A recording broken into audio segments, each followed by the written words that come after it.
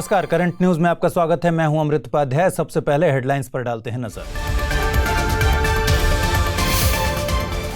Surrogacy के नियमन के लिए नए बिल को सरकार की मंजूरी। इच्छुक महिला बन सकेगी सरोगेट मदर। देश में वाणिज्यिक सरोगेसी पर लगेगा बैन। 2 दिवसीय भारत दौरे पर रहे अमेरिकी राष्ट्रपति ट्रंप आपसी रणनीतिक साझेदारी बढ़ाने पर दिया जोर। आतंकवाद जैसे गंभीर मुद्दों पर साथ आएंगे दोनों देश। मैसेंजर में एंड टू एंड एन्क्रिप्शन लागू करेगा फेसबुक। बाल संरक्षण संस्थाओं ने जताई चिंताएं। बच्चों से जुड़े आपत्तिजनक कंटेंट की निगरानी में बढ़ सकती हैं मुश्किलें। गांधीनगर में आयोजित हुआ सीएमएस का 13वां सम्मेलन। दुर्लभ प्रजातियों का संरक्षण करना है सीएमएस का मकसद। ग्रेट इंडियन बस्टर्ड सहित सूची में शामिल की गई भारत की अन्य प्रजातियां। और बच्चों के स्वास्थ्य को लेकर WHO, यूनिसेफ और लैंसेट ने जारी की रिपोर्ट। सस्टेनेबिलिटी इंडेक्स में भारत 77वें पायदान पर। शिशु विकास सूचकांक में 131वें स्थान पर रहा भारत। खबरों की शुरुआत करें इससे पहले आपके लिए एक जरूरी सूचना। लगभग 6 महीने पहले टीम दृष्टि ने वायदा किया था कि हिंदी माध्यम का परिणाम सुधारने के लिए 2020 की प्रारंभिक परीक्षा से पहले लगभग 8 से 10 हजार अभ्यास प्रश्नों का संकलन किया जाएगा, ताकि उम्मीदवार परीक्षा से एकदम पहले उन प्रश्नों का अभ्यास करके अपनी सफलता सुनिश्चित कर सकें। इस वायदे को पूरा करने के लिए हमारी टीम दिन रात प्रयासरत थी। अंततः अब हम इन प्रश्नों को एक पुस्तक श्रृंखला के रूप में ला रहे हैं, जिसका नाम होगा प्रीलिम्स प्रैक्टिस सीरीज।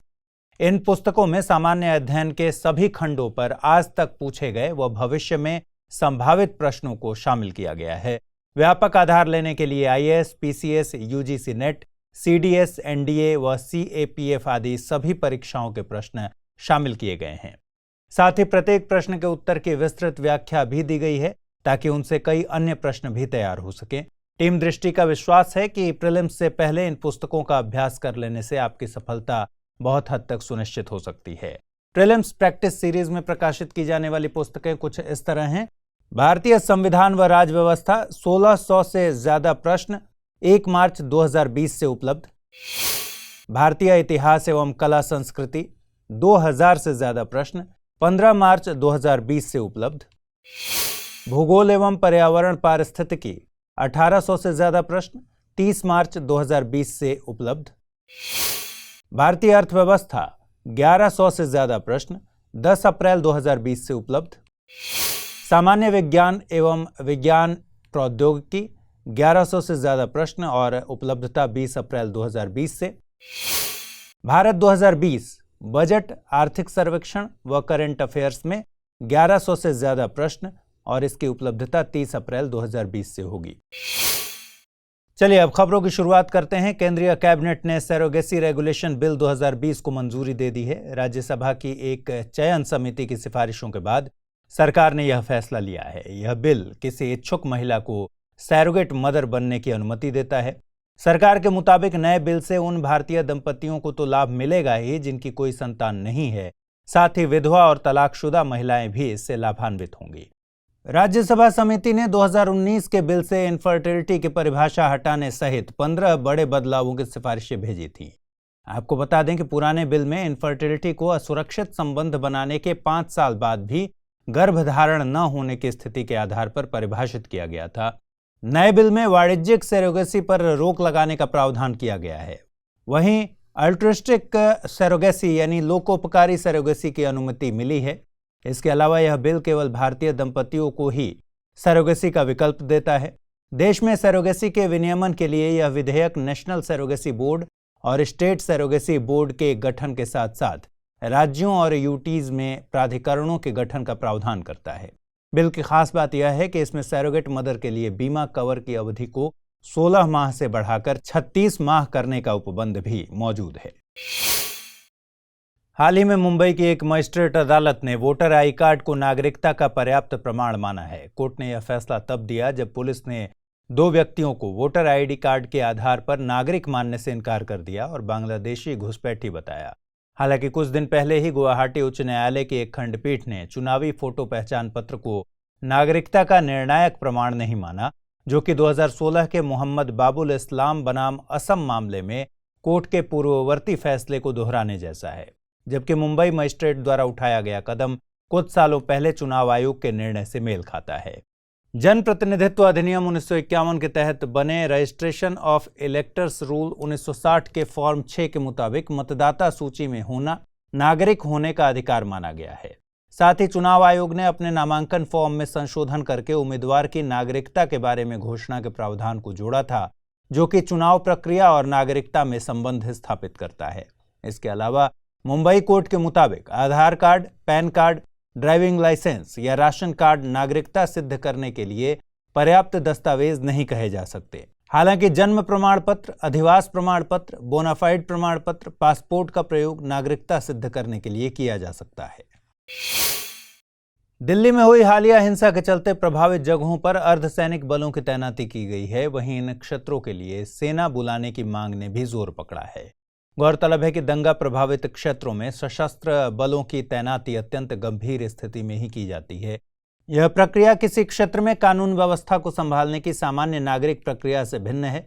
आइए समझते हैं दंगा प्रभावित क्षेत्रों में सशस्त्र बलों की तैनाती कब की जाती है और इसके लिए क्या कानूनी प्रावधान मौजूद हैं।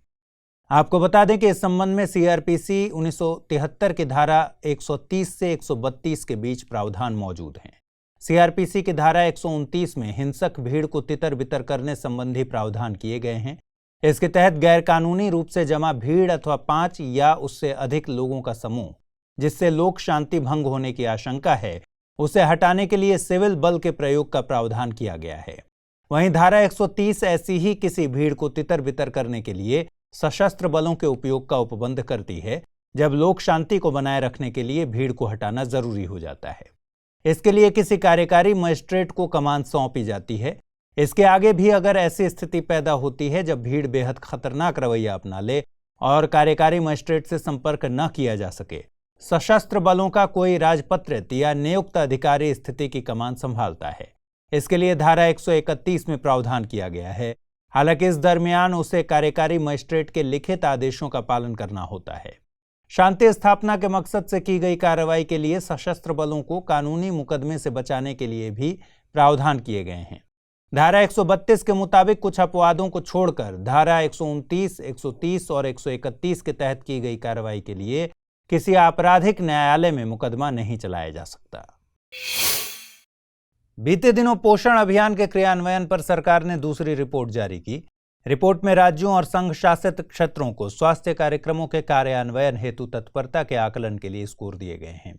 ये स्कोर 4 थीम्स पर आधारित हैं: शासन और संस्थागत तंत्र, रणनीति और योजना, सेवा प्रदायगी और क्षमताएं, और कार्यक्रम गतिविधि एवं इंटरवेंशन कवरेज। राज्यों और संघ शासित क्षेत्रों को बड़े, छोटे राज्यों और संघ शासित क्षेत्रों में बांटा गया है। 19 बड़े राज्यों में आंध्र प्रदेश, छत्तीसगढ़ और मध्य प्रदेश को शुरुआती 3, जबकि कर्नाटक, असम और केरल को अंतिम 3 में रखा गया है। वहीं 8 छोटे राज्यों में मिजोरम और सिक्किम को पहले 2 पायदानों पर रखा गया है। अगर संघ शासित क्षेत्रों की बात करें तो दादरा और नागर हवेली पहला स्थान पाने में सफल रहा है। हालांकि ध्यान देने वाली बात यह भी है कि इन 19 राज्यों में जम्मू और कश्मीर को भी रखा गया, जो कि अब एक यूटी है। वहीं दादरा और नागर हवेली एवं दमन और दीव को अलग अलग रखा गया है, जो कि अब एक ही यूटी है। रिपोर्ट में प्रधानमंत्री मातृ वंदना योजना की प्रगति पर चिंता जाहिर की गई है। रिपोर्ट के मुताबिक मातृत्व लाभ के लिए दी जाने वाली राशि गलत हाथों में गई है। ऐसे लगभग 1/3 मामले सामने आए हैं। वहीं राशि के भुगतान में हो रही देरी से बचने के लिए कागजातों और नियमों के सरलीकरण पर रिपोर्ट में जोर दिया गया है। बीते दिनों अमेरिकी राष्ट्रपति डोनाल्ड ट्रंप भारत की पहली राजकीय यात्रा पर रहे। अपनी इस यात्रा में ट्रंप और भारतीय प्रधानमंत्री नरेंद्र मोदी ने दोनों देशों के बीच के संबंध को व्यापक वैश्विक रणनीतिक साझेदारी के स्तर पर लाने की बात कही। साथ ही इस यात्रा के दौरान $3 बिलियन अमेरिकी डॉलर से अधिक के रक्षा सौदे की घोषणा भी हुई, जिसके तहत भारत MH-60R नेवल और AH-64E अपाचे जैसे अमेरिकी सैन्य उपकरण खरीदेगा। वार्ता के दौरान ट्रंप ने सभी प्रकार के सीमा पार आतंकवाद को रोकने और भारत का न्यूक्लियर सप्लायर्स ग्रुप में प्रवेश को समर्थन देने वाली बात दोहराई। इसके अलावा उन्होंने ड्रग ट्रैफिकिंग, नार्को टेररिज्म और ऑर्गेनाइज्ड क्राइम जैसी गंभीर समस्याओं से लड़ने में एक दूसरे के सहयोग की बात कही। दोनों देशों ने अपने संयुक्त बयान में रक्षा सहयोग को सक्षम बनाने वाली BECA यानी basic exchange and cooperation agreement समझौता को जल्द ही निष्कर्ष तक लाने की बात कही। साथ ही ब्लू डॉट नेटवर्क में अपनी अभिरुचि को व्यक्त किया गया। ब्लू डॉट नेटवर्क एक ऐसा कॉन्सेप्ट है जिसमें उच्च गुणवत्ता और विश्वसनीय मानक वाले वैश्विक बुनियादी ढांचे के विकास के लिए सरकार, निजी क्षेत्र और नागरिक समाज एक साथ मिलकर काम करेंगे। अमेरिकी अगुवाई में शुरू होने वाली इस पहल में पहले ही ऑस्ट्रेलिया और जापान ने अपनी रुचि दिखाई है। इसे अमेरिका की इंडो पैसिफिक रणनीति का हिस्सा माना जा रहा है, जो चीन की वन बेल्ट वन रोड पहल को काउंटर करेगी। गौरतलब है कि इस पहल में सार्वजनिक परामर्श का स्तर, वित्त पोषण में पारदर्शिता, डेट ट्रैप और बुनियादी पर्यावरण मानदंडों को ध्यान में रखकर परियोजना को तैयार किया जाएगा। इन मानदंडों को पूरा करने वाली परियोजनाओं को एक ब्लू डॉट मिलेगा, जो कि इसके लिए निजी क्षेत्र से धन इकट्ठा करने में मददगार होगा और राज्य वित्त पर निर्भरता कम होगी। मानवाधिकारों पर बढ़ते खतरों के मद्देनजर संयुक्त राष्ट्र ने हाल ही में अपनी प्रतिक्रिया दी है। यूएन महासचिव एंटोनियो गुतेरस ने इस पर एक्शन लेने की बात कहते हुए सदस्य देशों और कंपनियों को 7 सूत्री कॉल टू एक्शन जारी किया है। वहीं लोगों से भी इस पर ध्यान देने की बात कही है। गुतेरस ने यह अपील जेनेवा में शुरू हुए ह्यूमन राइट्स काउंसिल सेशन के दौरान की।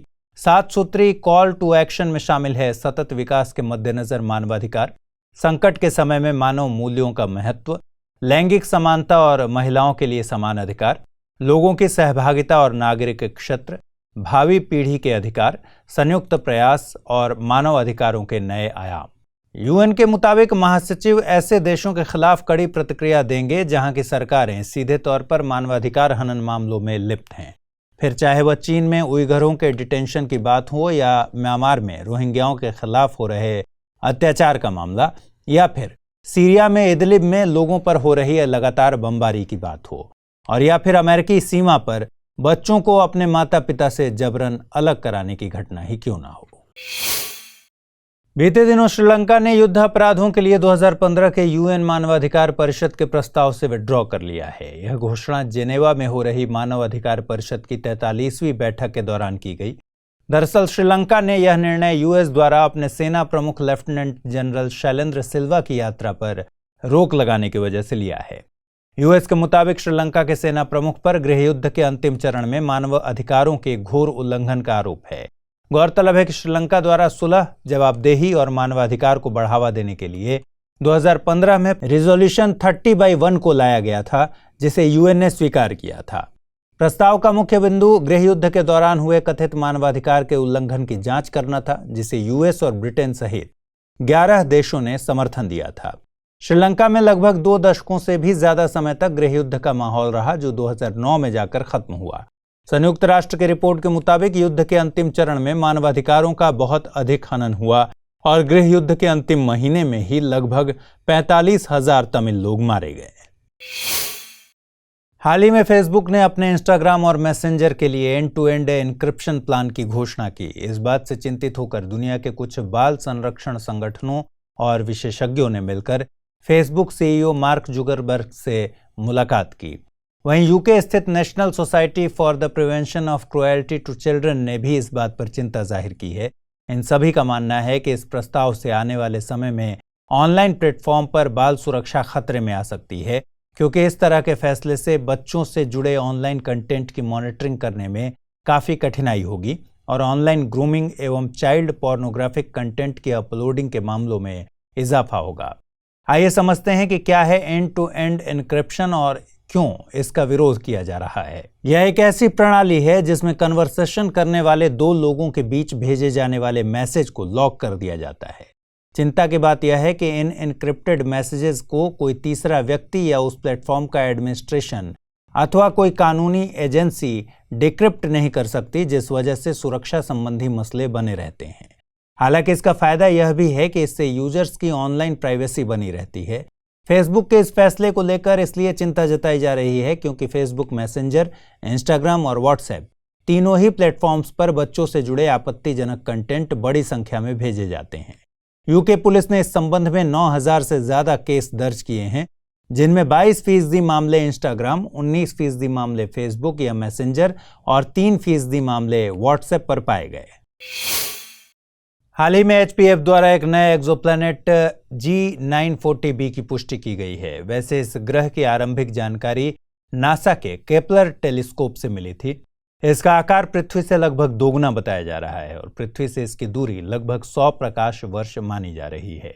साथ ही मिली जानकारी के मुताबिक यह 6 पृथ्वी दिवस में अपने तारे की परिक्रमा कर लेता है।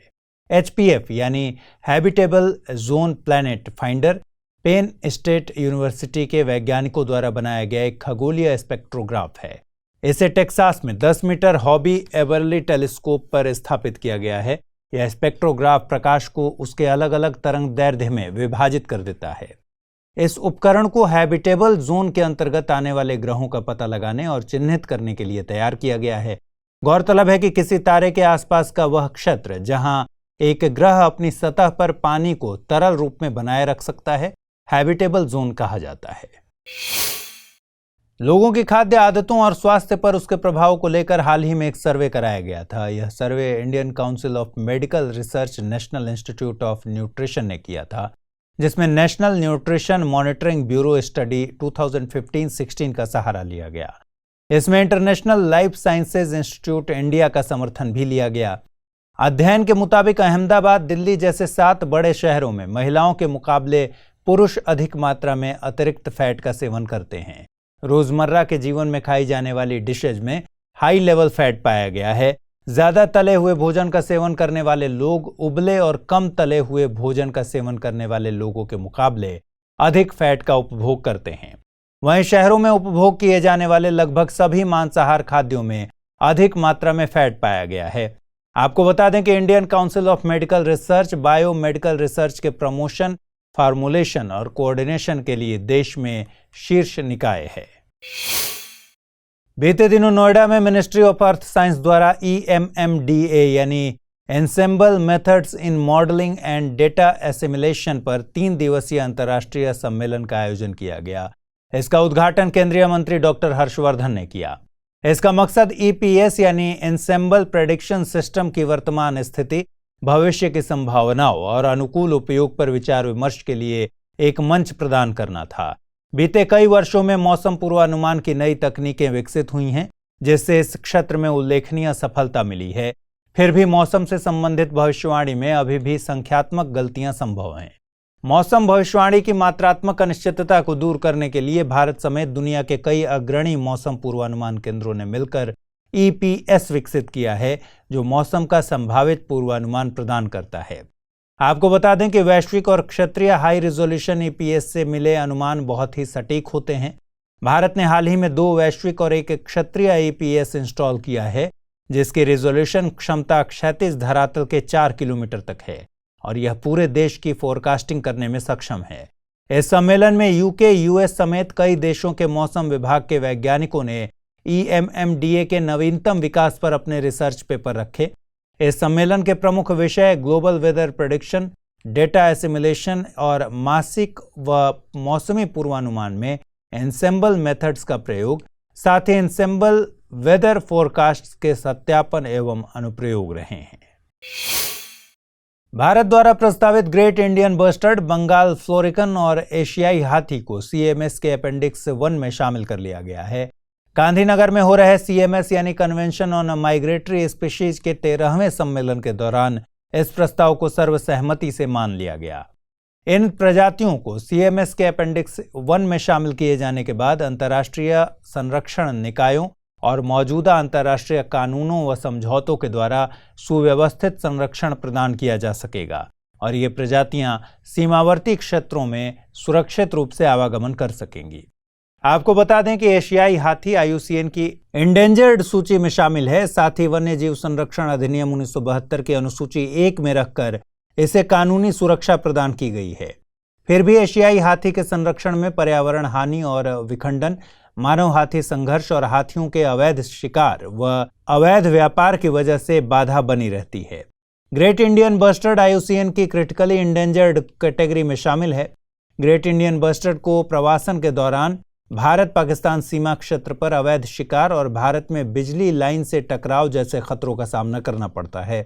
भारत में राजस्थान के थार रेगिस्तान तक सीमित इनकी कुल आबादी बीते 50 वर्षों में 90% तक कम होकर 100 से 150 के बीच रह गई है। वहीं बंगाल फ्लोरिकन IUCN की क्रिटिकली इंडेंजर्ड कैटेगरी में शामिल है। भूमि उपयोग में बदलाव और भारत नेपाल सीमा पर बिजली लाइन से टकराव इनके प्रवासन के लिए खतरा है। गुजरात में हो रहे CMS सम्मेलन से 2020 में पर्यावरण के सुपर ईयर की शुरुआत हुई है। आगे सितंबर में UN शिखर सम्मेलन और अंत में संयुक्त राष्ट्र जैव विविधता सम्मेलन से इसका समापन होगा। एयर फिल्ट्रेशन पर काम करने वाली एक निजी कंपनी ने हाल ही में वर्ल्ड एयर क्वालिटी रिपोर्ट 2019 जारी की। इसमें PM 2.5 पॉल्यूशन डेटा का ग्लोबल कंपाइलेशन दिया गया है। आंकड़ों के मुताबिक 2019 में गाजियाबाद दुनिया का सबसे प्रदूषित शहर रहा, वहीं भारत 5वां सबसे प्रदूषित देश रहा। IQ एयर द्वारा जारी रिपोर्ट में भारत के लिए राहत की बात यह है कि 2018 में 50 सबसे प्रदूषित देशों के आधे शहर भारत के होने के बावजूद यहां 2019 में प्रदूषण के स्तर में कमी आई है। हालांकि रिपोर्ट में इस बात का भी जिक्र किया गया है कि प्रदूषण में आई कमी के लिए भारत के नेशनल क्लीन एयर प्रोग्राम को श्रेय नहीं दिया जा सकता। दरअसल यह सुधार बाजार में आई मंदी की वजह से हुआ है। बता दें कि सरकार ने 2019 में नेशनल क्लीन एयर प्रोग्राम की लॉन्चिंग की थी। इसका लक्ष्य 2024 तक देश के 102 सबसे प्रदूषित शहरों में PM 2.5 और PM 10 की सांद्रता में 20 से 30% तक की कमी करना है। विश्व प्रसिद्ध क्वींस यूनिवर्सिटी बेलफास्ट और तेल अवीव यूनिवर्सिटी ने अपने हालिया शोध में रेट ऑफ लिविंग थियरी पर कुछ सवाल खड़े किए हैं। टीम ने बताया कि शोध के दौरान ऐसी कोई बात सामने नहीं आई कि रेट ऑफ लिविंग और जीवन प्रत्याशा में किसी तरह का जुड़ाव है। आइए समझते हैं क्या कहती है रेट ऑफ लिविंग थियरी और हालिया शोध में इससे संबंधित क्या अलग बातें कही गई हैं। दरअसल 100 साल से भी पुरानी इस रेट ऑफ लिविंग थियरी में आयु और उपापचय यानी मेटाबॉलिज्म के दर में संबंध बताया गया है। सिद्धांत के मुताबिक किसी जीव की मेटाबॉलिक रेट जितनी अधिक होती है उसकी जीवन प्रत्याशा उतनी ही कम होती है। लेकिन शोध टीम का इससे इतर मानना है कि कोल्ड ब्लडेड स्पीशीज में उम्र बढ़ने का सीधा संबंध तापमान में वृद्धि से है। तापमान बढ़ने से रेप्टाइल्स और एम्फीबियंस की जीवन प्रत्याशा घटती है और वे लुप्त होने की कगार पर पहुंच जाते हैं। टीम ने 4000 से ज्यादा कशेरुकी प्रजातियों यानी वर्टिब्रेट्स के उपापचय पर अध्ययन किया और पाया कि कोल्ड ब्लडेड प्रजातियों की जीवन प्रत्याशा पर ग्लोबल वार्मिंग का बड़ा प्रभाव है और उनके अस्तित्व पर निरंतर खतरा बना हुआ है। आपको बता दें कि ऊर्जा के स्रोत के आधार पर जीवों को मुख्य तौर पर 2 वर्गों कोल्ड ब्लडेड और वार्म ब्लडेड में रखा जाता है। कोल्ड ब्लडेड जीवों का शरीर आंतरिक रूप से तापमान को रेगुलेट नहीं कर पाता। गर्म वातावरण में इनका रक्त वार्म ब्लडेड जीवों की तुलना में तेजी से और अधिक गर्म हो जाता है, लिहाजा ये जीव गर्म वातावरण में अधिक सक्रिय होते हैं। पक्के टाइगर रिजर्व के मुख्य हिस्से से गुजरने वाले हाईवे को हाल ही में सरकार से मंजूरी मिल गई है। इससे पहले देश के सबसे पूर्वी छोर पर अवस्थित नामदफा नेशनल पार्क से गुजरने वाले हाईवे को भी अनुमति दी जा चुकी है। यह highway east west industrial corridor का एक हिस्सा है जो पक्के टाइगर रिजर्व की मुख्य भूमि से होकर गुजरेगा।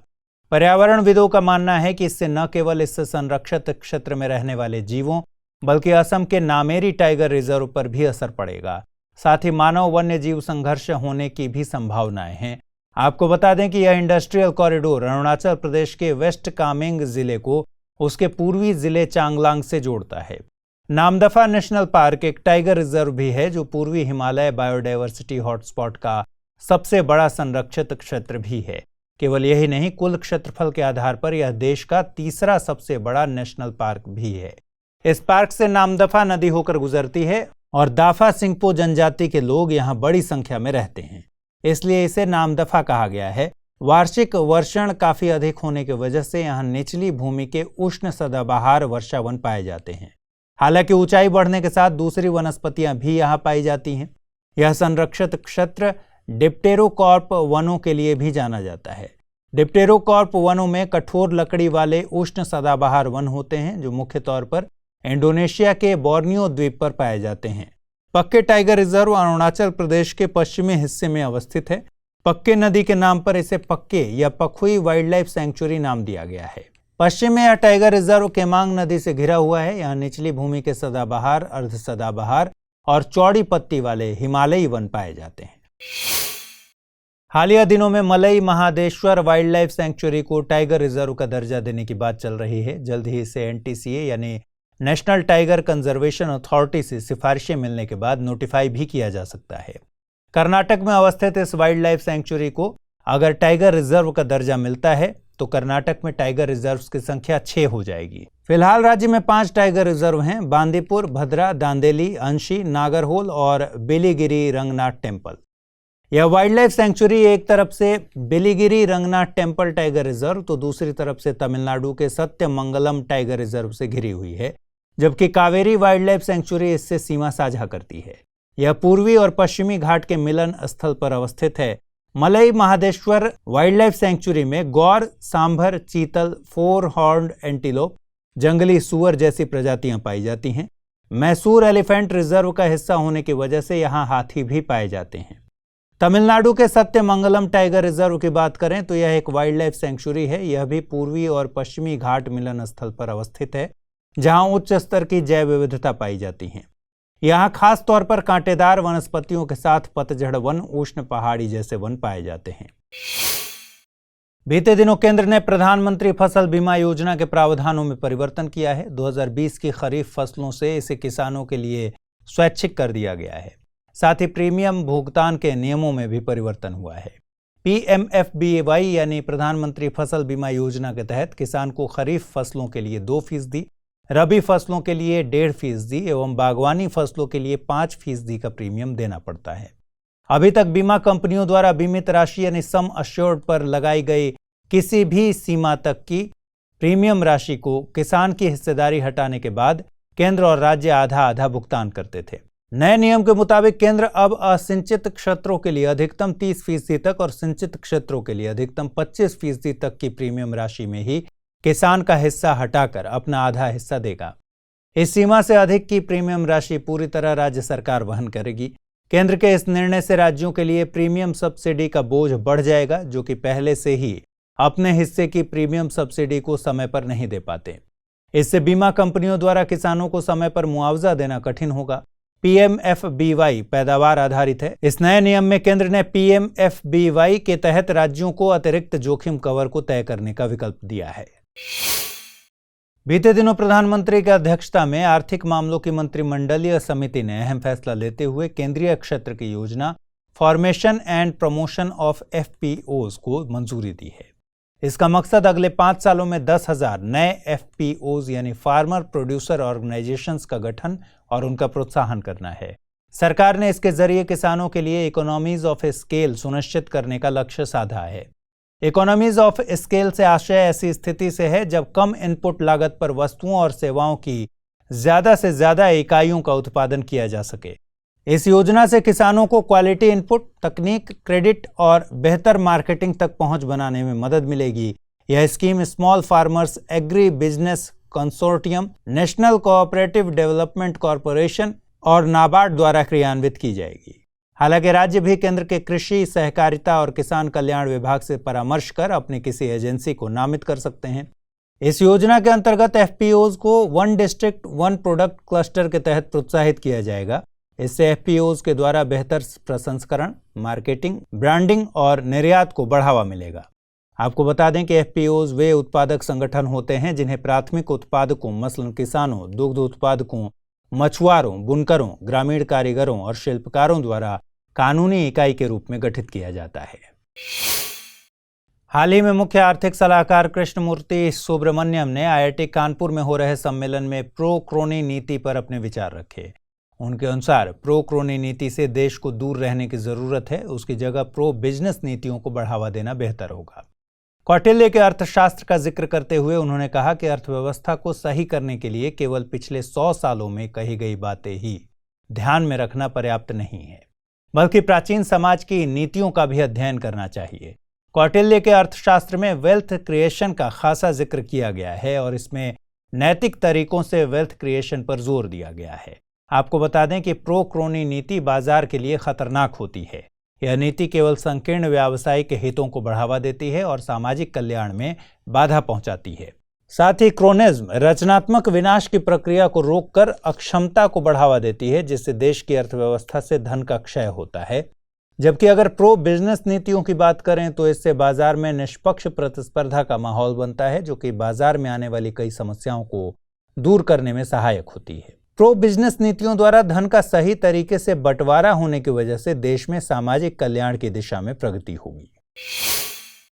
बीते दिनों केंद्रीय कैबिनेट ने नेशनल टेक्निकल टेक्सटाइल्स मिशन को अपनी मंजूरी दी है। इसके लिए 1480 करोड़ रुपए के बजट को भी अनुमति मिली है, ताकि विश्व में भारत को टेक्निकल फैब्रिक्स का एक अग्रणी विनिर्माता बनाया जा सके। गौरतलब है कि 1 फरवरी को वित्त मंत्री ने बजट भाषण में इस योजना की घोषणा की थी, जिसका क्रियान्वयन 2020-21 से 2023-24 के बीच किया जाएगा। टेक्निकल टेक्सटाइल्स को प्राथमिक तौर पर उनके तकनीकी गुणों और मांग के आधार पर तैयार किया जाता है। टेक्निकल टेक्सटाइल्स को agro textiles, medical textiles, geo textiles, protection textiles, industrial textiles, sports textile सहित दूसरे क्षेत्रों में बड़े पैमाने पर उपयोग में लाया जाता है। टेक्निकल टेक्सटाइल्स के उपयोग से कृषि, बागवानी और जलीय कृषि में उत्पादकता वृद्धि, सशस्त्र बलों की बेहतर सुरक्षा, राजमार्गों, रेलवे, पत्तनों और एयरपोर्ट्स के लिए मजबूत परिवहन अवसंरचना और लोक स्वास्थ्य एवं स्वच्छता में सुधार सुनिश्चित किया जा सकेगा। बीते दिनों नीति आयोग द्वारा झूम खेती करने वाले किसानों को बैंक ऋण और कृषि संबंधित सब्सिडी के साथ जोड़ने की पेशकश की गई। इससे यह अनुमान लगाया जा सकता है कि जल्द ही झूम खेती पर कानूनी मुहर लग सकती है। सरकार के इस कदम से न केवल झूम खेती का समर्थन होगा, बल्कि प्राकृतिक रूप से भूमि उर्वरता बहाल करने में भी मदद मिलेगी। गौरतलब है कि भारत में लगभग 1.73 मिलियन हेक्टेयर भूमि झूम खेती या शिफ्टिंग कल्टीवेशन के अंतर्गत आती है। शिफ्टिंग कल्टीवेशन में खेती अस्थायी रूप से की जाती है और फिर सालों तक भूमि को छोड़ दिया जाता है ताकि यह फिर से उपजाऊ हो सके। इस भूमि को कल्टीवेशन के दौरान खेतीहर भूमि और परती छोड़े जाने के फेज में जंगल कहा जाता है। अक्सर इसे परित्यक्त भूमि, बंजर भूमि और अवर्गीकृत राज्य वन के रूप में मान लिया जाता है।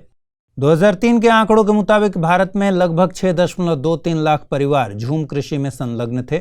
इनमें से 90% तो अकेले पूर्वोत्तर भारत से थे। इन कृषकों को भू स्वामित्व न होने के कारण अक्सर ऋण से वंचित होना पड़ता है। बच्चों के स्वास्थ्य को लेकर बीते दिनों WHO, यूनिसेफ और लांसेट ने मिलकर एक रिपोर्ट जारी की। इस रिपोर्ट में 2 इंडेक्स जारी किए गए हैं। रिपोर्ट में जारी सस्टेनेबिलिटी इंडेक्स में भारत को 77वें पायदान पर रखा गया है। यह इंडेक्स प्रति व्यक्ति कार्बन उत्सर्जन और किसी देश में बच्चों के स्वस्थ रहने की सक्षमता को ध्यान में रखते हुए जारी किया गया है। वहीं बच्चों की खुशहाली और समृद्धि के मद्देनजर जारी सूचकांक में भारत को 180 देशों में 131वें स्थान पर जगह मिली है। इस सूचकांक में बच्चों के उत्तरजीविता और सेहत के बेहतर मौकों का विश्लेषण किया जाता है। रिपोर्ट ने ग्लोबल वार्मिंग को लेकर गहरी चिंता जाहिर करते हुए सतत ग्रीन हाउस गैस उत्सर्जन के लिए एक मॉडल प्रस्तुत किया है। रिपोर्ट ने इस बात को लेकर भी दुनिया को चेताया है कि कोई भी ऐसा देश नहीं है जो बच्चों के सतत और सुरक्षित भविष्य के लिए उचित कदम उठा रहा हो। भारत की प्रगति पर भी रिपोर्ट में चर्चा की गई है। भारत भले ही स्वास्थ्य और स्वच्छता के मामले में आगे बढ़ा है, लेकिन भारत को चाहिए कि वह स्वास्थ्य पर अपने खर्च में बढ़ोतरी करे। हाल ही में इकोनॉमिक इंटेलिजेंस यूनिट ने the world wide educating for the future index 2019 जारी किया है। इंडेक्स में फिनलैंड पहले, स्वीडन दूसरे, जबकि न्यूजीलैंड तीसरे पायदान पर है। हैरान करने वाली बात यह है कि दुनिया की सबसे बड़ी अर्थव्यवस्थाओं में शामिल यूएस, यूके, फ्रांस और रूस की रैंकिंग में पिछले साल के मुकाबले गिरावट दर्ज की गई है, जबकि भारत, चीन और इंडोनेशिया जैसी विकासशील अर्थव्यवस्थाओं के कद में उछाल आया है। जहां एक तरफ भारत 2018 में 40वें स्थान पर था, तो वहीं इस बार वह 35वां स्थान पाने में कामयाब रहा है। 3 categories, policy environment, teaching environment और ओवरऑल सोशियो इकोनॉमिक एनवायरनमेंट में कुल मिलाकर भारत का स्कोर 53 रहा है। रिपोर्ट में भारत के विकास के लिए सरकार द्वारा प्रस्तावित नई शिक्षा नीति को श्रेय दिया गया है। गौरतलब है कि हालिया बजट में एस्पिरेशनल इंडिया के तहत नई शिक्षा नीति लाने की बात कही गई है। इस इंडेक्स में देशों को उनकी इस योग्यता के आधार पर रैंक दी जाती है कि वे अपने विद्यार्थियों को कौशल आधारित शिक्षा देने में कितने सक्षम हैं। रिपोर्ट में शिक्षा व्यवस्था का विश्लेषण उसके कौशल आधारित होने के दृष्टिकोण से किया जाता है। इस दौरान critical thinking, problem solving, leadership, collaboration, creativity और एंटरप्रेन्योरशिप सहित डिजिटल और टेक्निकल स्किल्स जैसे क्षेत्रों का अध्ययन किया जाता है। तो फिलहाल इस बुलेटिन में इतना ही। खबरों को विस्तार से पढ़ने के लिए विजिट करें www.drishtias.com पर। साथ ही दृष्टि एस के हिंदी और अंग्रेजी यूट्यूब चैनल को लाइक, शेयर और सब्सक्राइब करना ना भूलें।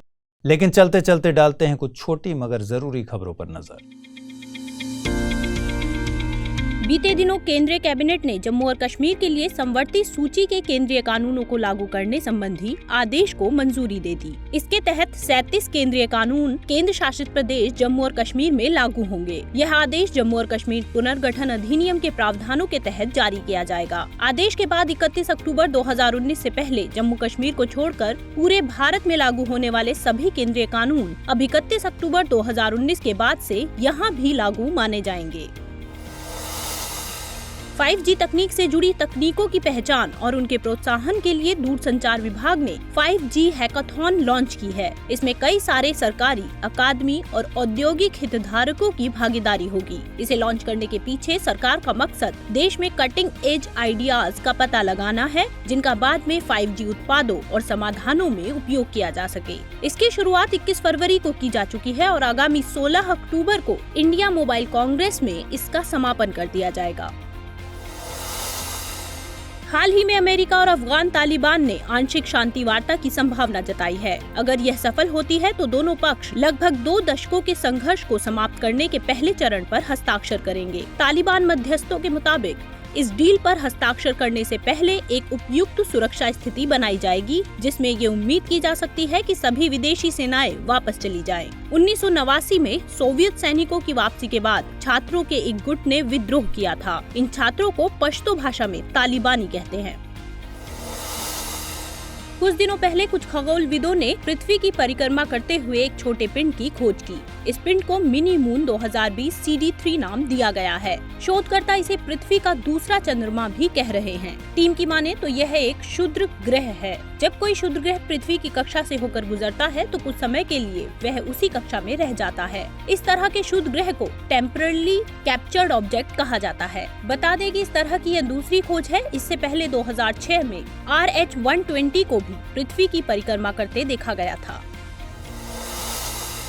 भारतीय पुरातत्व सर्वेक्षण ने हम्पी के प्रसिद्ध शैल रथ के चारों ओर लकड़ी के बैरिकेड लगाने की योजना बनाई है। बता दें कि हम्पी के विट्ठल मंदिर परिसर के अंदर बना शैल रथ यूनेस्को विश्व धरोहर स्थलों की सूची में शामिल है। यह शैल रथ 14वीं से 17वीं सदी के बीच शासन में रहे विजयनगर के शासकों की मंदिर वास्तुकला के उच्च स्तर की कलाकृति है। हाल ही में IRCTC द्वारा श्री रामायण एक्सप्रेस चलाने की बात की गई। यह ट्रेन 28 मार्च को दिल्ली से अपनी यात्रा शुरू करेगी और यात्रियों को भगवान राम से जुड़े पर्यटन स्थलों का दौरा कराएगी, जिसे भारत में रामायण सर्किट के अंतर्गत रखा गया है। इसके अलावा श्रीलंका के रामायण सर्किट के पर्यटन स्थलों को कवर करने के लिए एक एड ऑन यात्रा को भी शुरू किया गया है। बीते दिनों वाराणसी के पास बभनियाव नामक जगह पर 4000 साल पुराने शिल्प ग्राम की खोज हुई है। सर्वेक्षण में 5वीं से 8वीं सदी के दौरान के मंदिरों का भी पता चला। वहीं कुछ अति प्राचीन मृद भांडों को देखा गया है। बता दें कि इस स्थल पर एक स्तंभ पाया गया है, जिस पर कुषाण ब्राह्मी लिपि में 1-2 पंक्ति भी अंकित है। हालांकि इस तरह के शिल्प ग्राम पहले सारनाथ, तिलमापुर, रामनगर और अन्य क्षेत्रों में पाए गए हैं।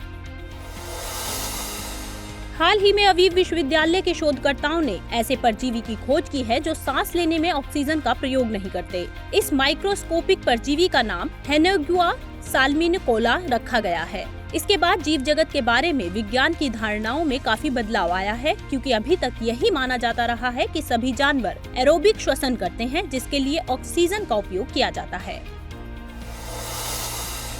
बीते दिनों अपतटीय गश्ती पोत वज्र 6 को चेन्नई में लॉन्च किया गया। जहाज का उपयोग तटीय सुरक्षा के साथ साथ विशेष आर्थिक क्षेत्र में एंटी टेरर और एंटी ट्रैफिकिंग अभियानों की दिन रात निगरानी के लिए किया जाएगा। यह पोत अत्याधुनिक तकनीक के साथ साथ 2 नेविगेशन रडार, अत्याधुनिक नेविगेशनल और नवीनतम संचार प्रणाली से लैस है। टैक्स जस्टिस नेटवर्क ने फाइनेंशियल सिक्रेसी इंडेक्स 2020 जारी किया। हर 2 साल में वित्तीय क्षेत्रों को उनकी ऑफशोर फाइनेंशियल एक्टिविटीज और वित्तीय क्षेत्र में सेक्रेसी के स्तर के आधार पर यह रैंकिंग दी जाती है। 133 देशों की रैंकिंग में केमान आइलैंड सबसे पहले, जबकि यूएस दूसरे पायदान पर रहा। वहीं भारत को 47वें स्थान पर रखा गया है। पिछली रैंकिंग में पहले स्थान पर रहा स्विट्जरलैंड इस बार खिसक कर तीसरे स्थान पर पहुंच गया है। एशियन डेवलपमेंट बैंक ने 850 करोड़ रुपए के अपने 10 वर्षीय मसाला बॉन्ड को इंडिया INX के वैश्विक ऋण सूची में लिस्ट करने का फैसला लिया। BSE के अंदर आने वाले इंडिया INX से होने वाली आय का इस्तेमाल लोकल करेंसी लेंडिंग और भारत में निवेश का समर्थन करने के लिए किया जाएगा। साथ ही यह गिफ्ट IFSC को भारतीय और विदेशी निगमकर्ताओं द्वारा फंड जुटाने के लिए एक वैश्विक केंद्र बनाने में मदद करेगा।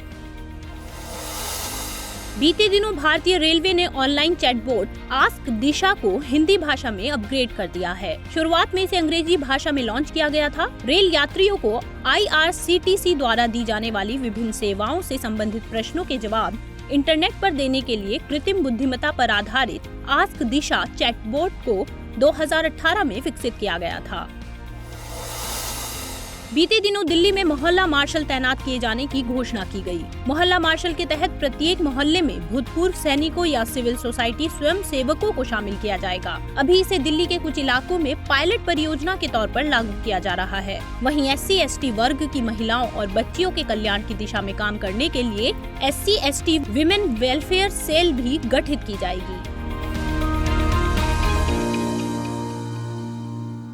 हमारी टीम कोशिश करती है कि आपको दी गई खबरों में एक भी गलती ना हो, लेकिन यदि किसी सोर्स या ह्यूमन एरर की वजह से ऐसी गलती हो जाती है तो इस वीडियो के कमेंट बॉक्स में उस गलती को सुधार कर पिन कर दिया जाता है और यह आपको कमेंट बॉक्स में सबसे ऊपर दिखाई देता है।